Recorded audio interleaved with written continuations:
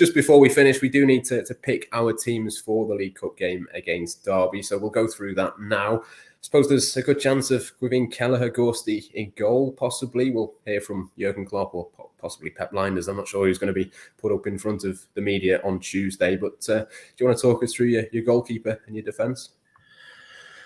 Yeah, I think Kelleher will play, won't he, for his first start of the season. The back four, I imagine Calvin Ramsay will start, Kostas Tsimikas.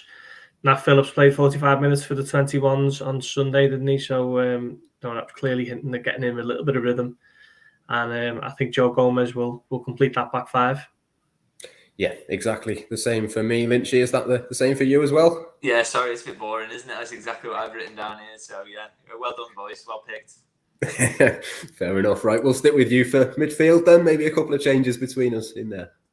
Yeah, I quite like to see Stefan Bajcetic get a run out. I think he's looked really bright in cameos, hasn't he? So it'd be really nice to sort of see him come in and be given a start. I think we saw Oxlade-Chamberlain coming off the bench at the weekend, so he's obviously fit enough to start in that midfield. And if we're sticking with a 3, which I think Jurgen will do that for these next 2 games, I don't see any more sort of changes of formation coming. Then maybe Jordan Henderson coming in because he obviously missed the last couple of games. I know he came on as a sub briefly against Tottenham, but maybe just be good to get some more minutes in his legs. And so that'd be my midfield 3. Yeah, Henderson, Bajcetic and Curtis Jones for me. Gorsty, who is it for you? Do you know what? I was thinking about Milner, actually. I think Bajcetic will get his debut, won't he? We've seen last season that Klopp likes to use the League Cup to give young lads a go. Conor Bradley, Kate Gordon, Tyler Morton. And I think Bajcetic will be the next one off the rank. So I think he might just sit in there as a number 6 with Milner. And then probably Curtis Jones. Yeah.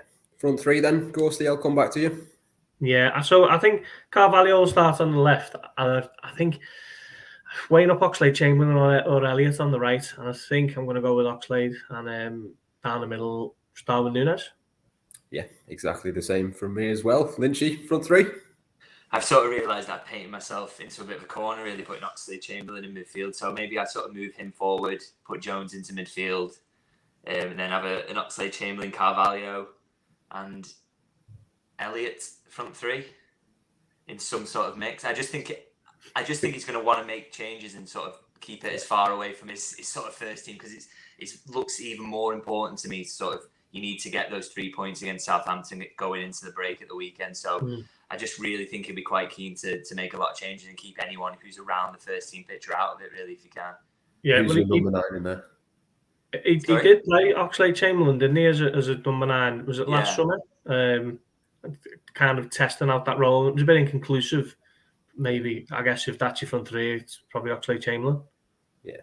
Is that what you're thinking, Lynchy? Yeah, exactly that. Gorsty nailed it. Yeah. Excellent stuff, right? All in agreement then pretty much with that team. We'll just quickly go for a prediction. I won't get a scoreline off you. Are Liverpool going to win, Lynchy? I hope so, yeah. We'll never know. So. I think I think they'll have enough, whatever sort of team they'll put out to win, especially with it being at Anfield. Yeah, Gorsty, same for you? Yeah, I think so. I think Derby's probably biggest thing is getting back into the Championship, isn't it? The League Cup isn't particularly lucrative for them. So you'd imagine Liverpool, if they're professional enough, they should have enough about them to go through. Yeah, so 2-0, sorry. Oh, 2-0. You give us a scoreline as well. Yeah, there you go. There you go. 2-0. Right, we'll take it. Good stuff. Well, absolutely loads that we've packed into today's show on a busy afternoon for us all. Plenty more to run in the FSG story, I'm sure, and the Real Madrid tie to look forward to with the World Cup to come. It's just a shame they couldn't spread out the news over more than one day. Until next time, though, from all of us here, it's goodbye for now.